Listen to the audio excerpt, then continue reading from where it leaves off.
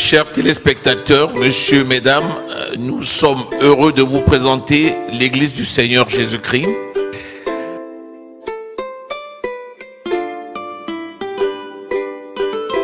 Pour amener l'évangile jusqu'aux extrémités de la terre, mais aussi amener l'héritage en Jésus-Christ.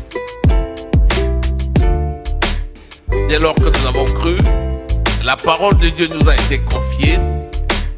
Et cette parole nous dit que les miracles accompagnent ceux qui ont cru. C'est une réalité à l'Église du Seigneur Jésus-Christ.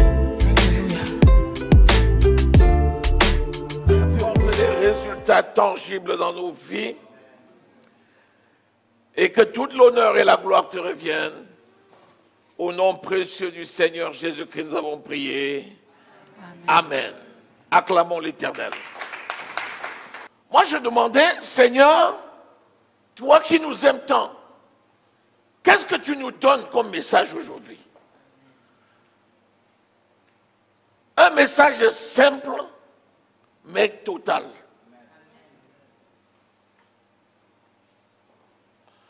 Vous savez, personne ne peut avoir l'amour qui ne sait pas celui de Dieu lui-même.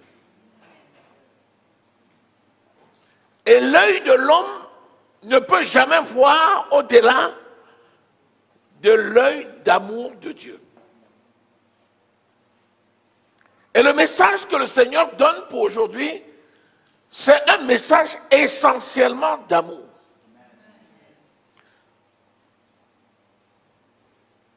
Romains chapitre 8, versets 1 et 2. Depuis hier, le Seigneur m'a donné ça.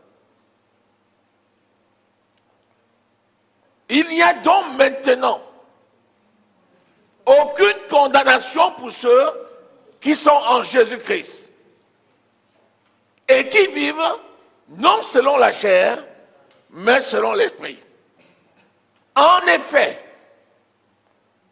la loi de l'esprit de vie en Jésus-Christ nous a affranchis de la loi du péché et de la mort. J'ai dit, Seigneur, voilà le message. J'étais tellement content. Parce qu'en réalité, c'est ça la nature de Dieu. Ne voyez jamais le Dieu comme le Père Fouettard avec sa longue barbe et avec sa cravache dans la main, assis sur le trône avec une chicotte qui va passer le temps à taper. Si tu fais bien, je te donne. Si tu fais mal, je te punis. C'est pas ça Dieu. Dieu n'est pas comme ça. Dieu est amour. Alléluia. Mais par contre, il dit, il y a donc maintenant. Le maintenant, pourquoi? Parce qu'avant, il y avait la condamnation. Maintenant que Jésus est mort à la croix pour moi, et il a vaincu la mort, il n'y a plus de condamnation pour moi. Mais il ne se limite pas là. Il n'y a pas de condamnation pour ceux qui sont en Jésus-Christ. Et le et, conjonction de coordination. Et qui vivent non selon la chair, mais selon l'esprit. En d'autres termes, celui qui est en Jésus-Christ vit selon l'esprit. Et donc, il n'y a en lui aucune condamnation. En effet, c'est l'explication, l'esprit de vie en Jésus-Christ l'a déjà affranchi du péché et de la mort. Donc, un enfant de Dieu, né de nouveau, ne peut pas pécher. Parce qu'il a déjà été affranchi. Ça veut dire quoi? Ça veut dire que le Saint-Esprit qui habite en lui ne le laissera jamais tranquille. Tant qu'il ne se sera pas repenti, le Saint-Esprit ne le laissera pas. Pourquoi? Parce qu'il est trop précieux aux yeux de Dieu. Pour que le Saint-Esprit le lâche, il ne le lâchera pas. Le Saint-Esprit n'est pas comme les parents d'aujourd'hui qui disent l'enfant est trop têtu, je l'abandonne. Le Saint-Esprit, l'enfant est têtu, il l'abandonne? Non, mon ami. Le Saint-Esprit ne t'abandonne pas. Sa mission, c'est de te préparer pour l'enlèvement. Il ne loupe pas sa mission, donc il va continuer à taper sur la porte de ton cœur pour alerter jusqu'à ce que tu reviennes à toi-même et tu dis, Seigneur, je me répands. Il dit, bon, voilà, bon et fidèle serviteur, tu corresponds à la volonté de Dieu dans ta vie. Maintenant, tu m'as rendu content, que l'honneur et la gloire reviennent à notre Dieu. Est-ce que tu es là? Acclame l'Éternel des armées.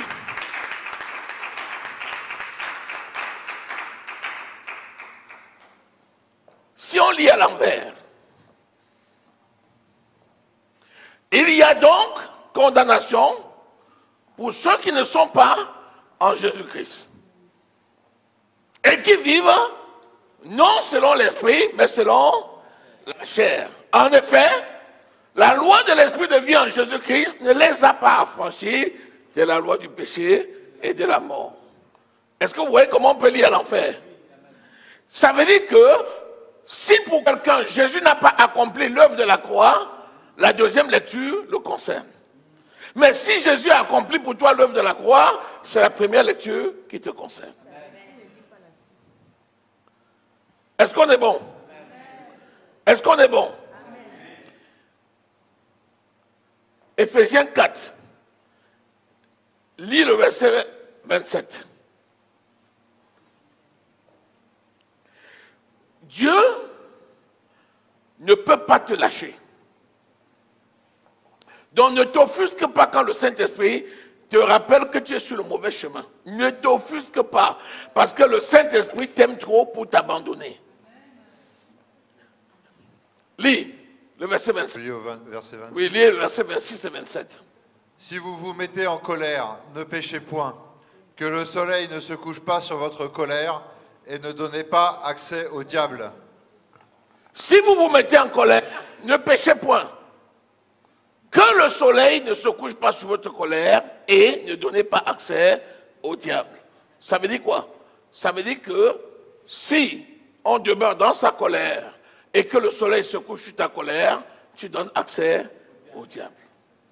Ça veut dire quoi? Ça veut dire que si tu es quelqu'un qui vit dans la colère et tu ne veux pas écouter le Saint-Esprit qui te reprend et que tu dors dans ta colère, tu donnes le droit légal au diable de venir te détruire dans ton sommeil. Beaucoup de gens ont posé la question ce matin, pourquoi aujourd'hui la déclaration est trop axée sur les rêves? Il y a des jours comme ça où le Seigneur donne des révélations. Quand tu dors, c'est le moment où ton corps s'assoupit, ton esprit reste éveillé. Et c'est le moment où l'esprit du malin, voulant profiter du sommeil physique, essaye de t'influencer pour t'envoûter par les rêves, t'envoûter par des visions, te donner des choses dangereuses, empoisonner ton sang, empoisonner ta vie, empoisonner pour que dans ton subconscient, tu acceptes ce qu'il te propose et que tu en sois initié. Le soleil ne doit pas se coucher sur ta colère parce que le Saint-Esprit, lui, ne dort pas. Il ne sommeille pas, il ne somnole pas, il ne dort pas. Il veille sur toi pendant que tu es assoupi. Dans un sommeil profond. Alléluia. Vous vous rappelez le psaume? C'est quel psaume? 30? C'est quel psaume? Quand on est dans le profond sommeil. 33, verset 12, n'est-ce pas? Qu'importe. Pendant que tu es assoupi, c'est un moment privilégié où ton esprit doit communiquer avec l'Esprit de Dieu et où il te donne les instructions pour le reste des jours à venir. Donc, ne donne pas toi-même la clé au malin en te couchant sur la colère. Ne te couche pas sur la colère. Ne te couche pas sur la colère. Ça veut dire quoi? Ça veut dire tous les jours tu dois résoudre les problèmes de ta vie et ne pas les accumuler parce qu'en les accumulant, tu accumules les problèmes. Je ne sais pas si quelqu'un est dans cette maison. Qu'est-ce qui fait que les conflits perdurent entre les gens? C'est parce qu'ils ne le résolvent pas jour après jour. Ça fait des couches. Si les gens avaient mis en pratique cette parole, il n'y aurait pas de conflit qui dure. Chaque conflit trouverait sa solution en temps et en heure. Et à aucun moment donné, on aurait donné la clé au diable d'entrer lui-même dans notre vie. S'il y a un domaine où c'est réservé pour toi, où Dieu t'a donné le libre choix, c'est l'accès du malin dans ta vie. Seul toi peux autoriser le malin d'entrer dans ta vie. Seul toi. Rappelez-vous, nous venons de lire le psaume 75 que nous avons lu, qui nous disait que l'élévation vient de Dieu tout seul. Si ça vient de Dieu tout seul, il élève comment? En commençant par ton esprit. L'élèvement du spirituel, bien avant que tu ne le vois physiquement. Donc attention, Dieu ne veut pas que nous soyons condamnés, mais nous devons veiller sur nous. Veiller sur les informations que nous recevons. Veiller sur les instructions que nous avons. Veiller sur les comportements que nous avons pour préserver ce que Dieu a préparé d'avance pour nous, en sorte que l'ennemi, Satan, ne vienne pas se glisser, ne vienne pas s'immiscer, ne vienne pas rentrer là-dedans. Est-ce que quelqu'un est là? Est-ce que quelqu'un est là? Est-ce que quelqu'un est là? Le Saint-Esprit, c'est une force. Éphésiens 11, verset 2. Le Saint-Esprit, c'est quoi? C'est une force. Quelle est cette force? Elle fait quoi? Le Saint-Esprit a la capacité de te déplacer d'un endroit pour te mettre dans un autre endroit. Le Saint-Esprit a la capacité de t'arracher du danger, de t'élitroyer, comme on dit. Même si tu es sur une île spirituelle, où tu es entouré par des forteresses, le Saint-Esprit est capable de venir te prendre là et te sauver. Le Saint-Esprit, c'est une force. Elle veille sur quoi? S'accomplira certainement. J'ai dit qu'elle s'accomplira certainement. Je prends des exemples très simples. Il dit, je bénis le fruit de ta labeur. C'est Dieu qui parle. Tu laboures. Dieu a dit, je bénis le fruit de ta labeur.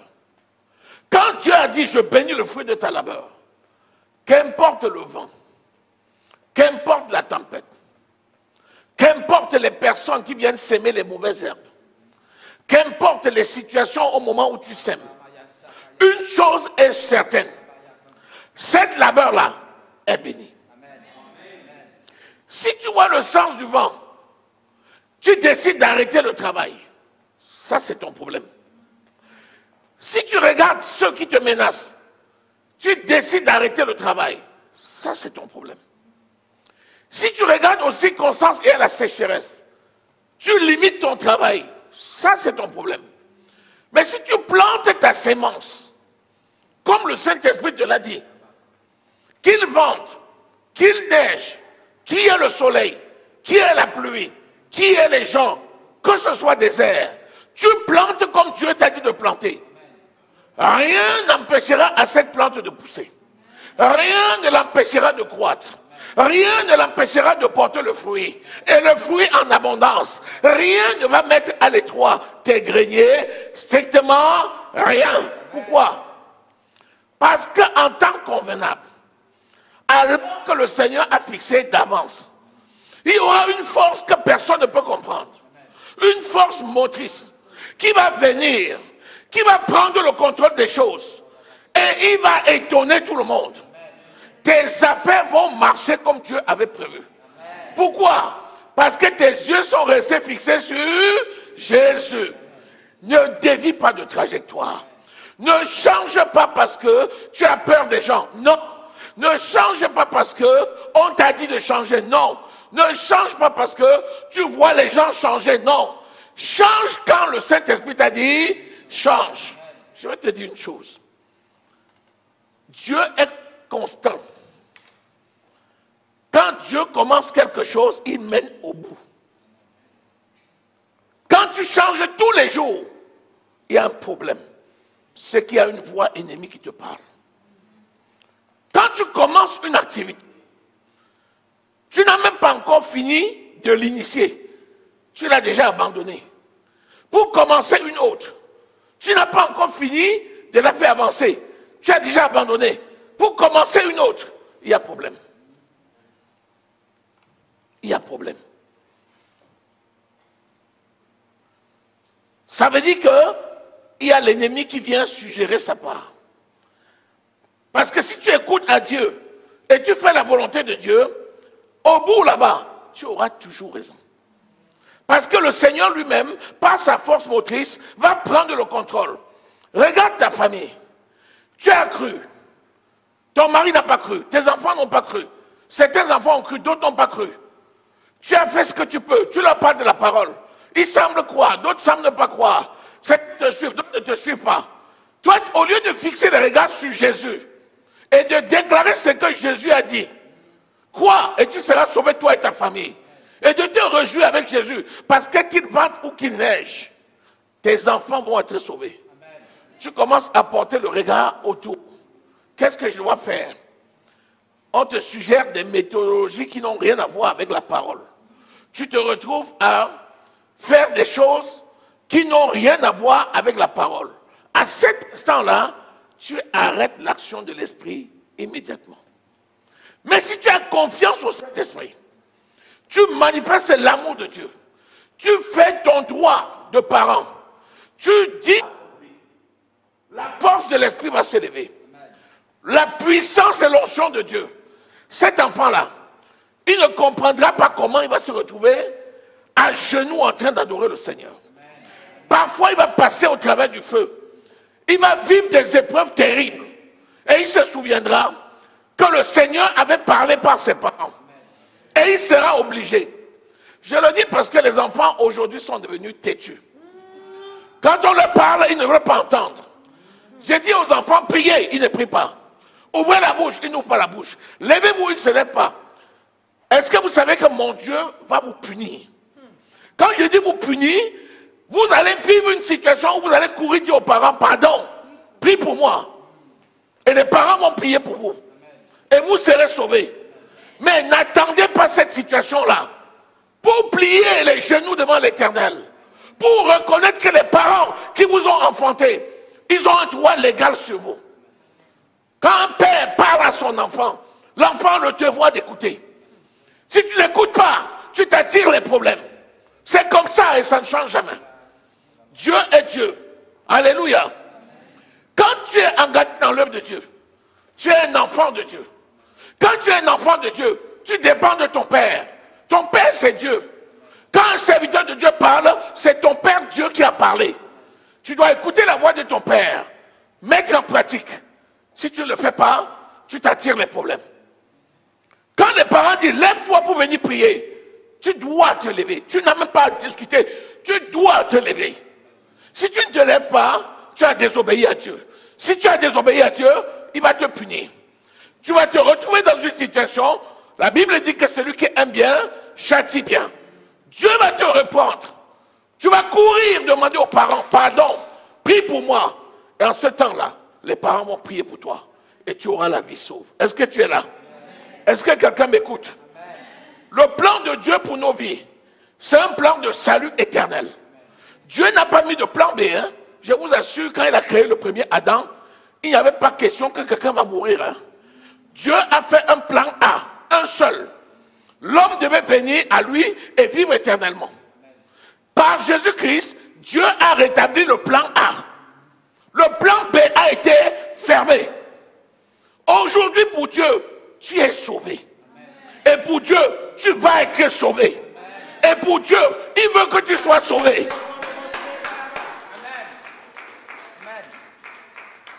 Mais tu as la clé de ton salut dans tes mains. Si tu obéis, en dépit de tout, tu vas voir la grâce de Dieu manifeste dans ta vie. Tu vas voir l'amour de Dieu manifeste dans ta vie. Tu vas voir la bonté de Dieu manifeste dans ta vie. Il y a des gens qui souffrent pour rien.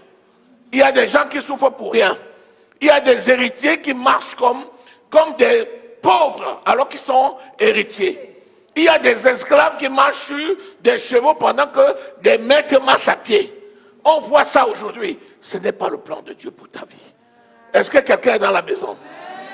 Est-ce que quelqu'un est là? Est-ce que quelqu'un est là? Est-ce que quelqu'un est là? Est-ce que quelqu'un est là? Toi, tu vas me dire, et qu'est-ce que je vais faire des défis? Et qu'est-ce que je vais faire des situations? Et qu'est-ce que je vais faire des difficultés? Est-ce que c'est ton problème? Les défis, c'est ton problème? Les difficultés sont ton problème? Si Dieu te dit résous ça, tu peux? Tu as les moyens? Tu as la force? Tu peux lutter contre un démon? Tu peux lutter contre un esprit que tu ne vois pas? Mais tu me parles de quoi? Celui qui combat pour toi s'appelle l'Éternel. Si un démon te bouscule là maintenant, le démon peut te tuer. Heureusement qu'il y a la même puissance de Dieu pour te protéger. Tu comptes sur quoi? Compte sur l'Éternel qui peut te garder, qui peut te protéger, qui peut pouvoir tes besoins. Tu connais le nombre de fois que le diable a envoyé la maladie pour te tuer? Tu connais? Tu connais? Mais Dieu t'a protégé. Dieu t'a préservé. Et quand il te parle, tu dois l'écouter. Parce qu'il a un plan parfait pour toi. Dis Amen. J'ai dit qu'il a un plan parfait pour toi. Dis Amen. J'ai dit qu'il a un plan parfait pour toi. Dis Amen.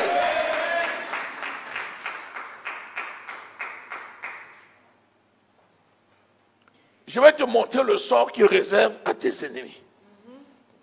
Il y a quelqu'un qui va trembler aujourd'hui. Il y a quelqu'un qui aura chaud. Il y a quelqu'un qui aura la diarrhée spirituelle. Moi, je te le dis, hein. Lis le psaume 18, verset 37. Tu vas voir que le Seigneur te demande d'aller de l'avant. Tu dois, toi, ne sois plus passif. Il y a trop de passivité. Trop de passivité. Au lieu de prier, tu dors. C'est la passivité. Au lieu d'élever ta bouche pour déclarer ta prospérité, tu pleures et tu déclares même parfois que tu es pauvre. C'est la pauvreté, ça. C'est pas bon. Lis. Tu élargis le chemin sous mes pas et mes pieds ne chancellent point. Je poursuis mes ennemis, je les atteins et je ne reviens pas avant de les avoir anéantis. Est-ce que tu m'as compris? Tu as compris ça? Tu as compris ça? Relis. Tu élargis le chemin sous mes pas. Tu élargis le chemin sous mes pas. Pourquoi Dieu a élargi le chemin? De peur que tu ne glisses sur un petit chemin et que tu ne tombes. Quand tu es dans le combat, tes pieds sont bien cramponnés, tu es bien chaussé. Comme une bonne voiture qui a une bonne adhérence sur le chemin. Quand tu es dans le combat là, personne ne peut t'ébranler. Le Seigneur te rend dense et fort. Continue. Et mes pieds ne chancellent point. Les pieds ne peuvent pas chanceler si tu as la crainte de l'Éternel. Combien de fois les gens t'ont défié? Tu vas voir. Je vais te montrer. Je vais faire ceci. Il a dit que je vais voir. Il a dit que je vais voir. Tu es au courant, non? Tu es témoin, hein? Il a dit que je vais voir. Il a dit que tu vas voir. Il a dit que tu vas voir. Il est qui pour te dire que tu vas voir? Voir quoi? Il parle à qui? Il parle à qui? Il parle à qui? Est-ce que tu es n'importe qui? Il parle à un enfant de Dieu qu'il va voir? Est-ce qu'on dit des choses comme ça à un enfant de Dieu? Tu trembles quoi? Tu vas voir. Voir quoi? Ben, fais-moi voir alors. Invoque ton Dieu, je vais invoquer le mien. Invoque ton maître, je vais invoquer le mien. Quand tu dis que tu vas me faire voir, tu comptes sur tes gris-gris, tu comptes sur tes fétiches, tu comptes sur tes démons pour me faire voir. Moi, je compte sur l'Éternel des armées. Invoque ton démon, j'invoque Jésus. On va voir qui va gagner. Alléluia. Amen. Il n'y a pas de condamnation pour ceux qui sont en Jésus. Continue. Je poursuis mes ennemis, je les atteins, et je ne reviens pas avant de les avoir anéantis. C'est qui ton ennemi? Et c'est qui tes ennemis? Et ça accorde de quoi? Alors, vous ne voulez pas les citer? Tes ennemis, c'est Satan et la cohorte de démons. Ne reste pas en disant, ah, je ne veux pas attaquer les démons, hein, on ne sait jamais. Quoi? Si tu ne le poursuis pas, il va te poursuivre. Si tu ne le chasses pas, il va te chasser. Regardez comment les démons chassent les gens de l'église. Le démon prend les gens et les met dehors. Les démons chassent les gens de l'église. Quand tu pries, le démon dit, tu me déranges. Je vais t'empêcher de prier. Il envoie la distraction. Il t'envoie la maladie. Il envoie les gens. Il crée les confusions. ils créent le trouble. Quand deux personnes s'attaquent dans l'église, ils disent je quitte l'église. Quand deux personnes s'attaquent, je quitte l'église. Le démon chasse les gens de l'église parce que les gens ne font pas offensive contre les démons. Tu dois les attaquer au réveil, les attaquer dans la journée, les attaquer dans la nuit, les attaquer à tout moment. Tu ne dois pas laisser Satan se reposer. Au nom de... Au nom de... Au nom de... Au nom de... Toi et ta maison, tu dois les poursuivre jusqu'à l'extermination. C'est quoi l'extermination? Quand Satan t'attaque dans un domaine, chasse-le jusqu'à ce que ton domaine-là soit libéré. Tu es combattant ou pas? Tu es soldat ou pas? Quand tu as pris ta position, quelqu'un va t'enlever? Habakkuk s'est mis, lui, à la tour de garde, mon ami. Il s'est mis à la tour. Il a dit, quelqu'un ne m'enlève pas ici. Je suis moi-même là, sentinelle. Je guette au loin. Si je vois le danger, j'appelle les gens qui dorment pour qu'ils s'élèvent. Toi, tu es là pour la sentinelle. Quand tu vois le danger, tu fuis. Ne fuis pas. Alléluia. Poursuis jusqu'à l'extermination. Si tu dors, il va te tuer. Ne dors pas. Ne dors pas. Quand tu arrives à l'église, fâché contre Dieu, ou bien tu es fâché contre Satan. Si tu es fâché contre Satan, tu te tais pourquoi? Tu penses que c'est en restant comme ça que Satan va te laisser? Ah mon ami, il va dire, voilà un qui ne réagit pas. Je vais m'occuper de lui. Il dit, vous faites comme ça, l'autre là, je l'attends. Quand il veut te toucher, le pasteur dit, sors, non, Jésus, il s'en va. Mais il dit, mais je l'attends. Lui, il ne prie pas. J'ai repéré, il ne prie pas. Il y en a un là, quand on dit au nom de Jésus, il fait ça.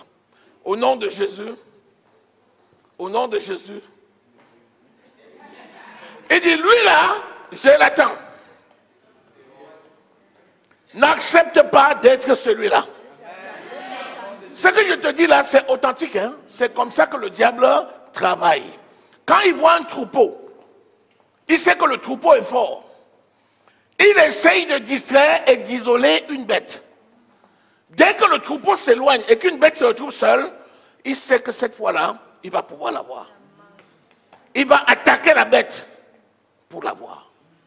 La Bible dit qu'il ne dort pas. Il rôde comme un lion, sachant qu'il va dévorer. Mais toi, résiste-lui avec une foi ferme.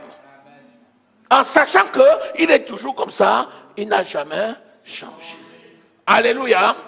Alléluia. Alléluia. Dans la nuit, tu dois bombarder. Le jour, tu dois bombarder.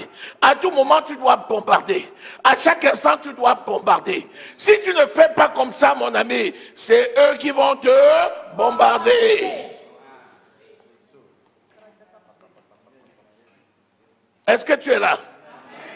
Est-ce que tu saisis quelque chose? Tu veux prier? On va prier. C'est mieux, non? Lève-toi, on va bombarder. Alléluia. La parole dit dans le psaume 9, verset 3. Mes ennemis périssent. Mes ennemis périssent. Mes ennemis périssent. Quels que soient les démons qui sont envoyés contre toi, contre ta maison, contre ta famille, contre ta santé, contre tes plans, contre tes projets, prends la résolution qu'ils périssent. On ne leur donne pas de répit. Le Seigneur dit lui-même, Satan, arrière de moi. Satan, arrière de moi. Satan, arrière de moi. Satan, arrière de moi. Matthieu 4,10. Donc tu vas élever la voix maintenant et tu vas demander à l'ennemi de sortir de ta maison. Dis, oh Seigneur, merci pour ta grâce. Merci pour ta grâce. Dans ma vie. Dans ma vie. Tu m'as choisi. Tu m'as choisi. Pour faire de moi ton enfant. Pour faire de moi ton enfant. Maintenant. maintenant, par la puissance du Saint-Esprit, par la puissance du Saint-Esprit, je commande, Satan, sors de ma vie, sors de ma vie, sors de la vie de ma famille, sors de la vie de ma famille, sors de la vie de mon église, sors de la vie de mon au église, nom de Jésus-Christ. au nom de Jésus-Christ. Prie maintenant au nom de Jésus-Christ. Chasse maintenant l'ennemi. Chasse maintenant Satan. Chasse maintenant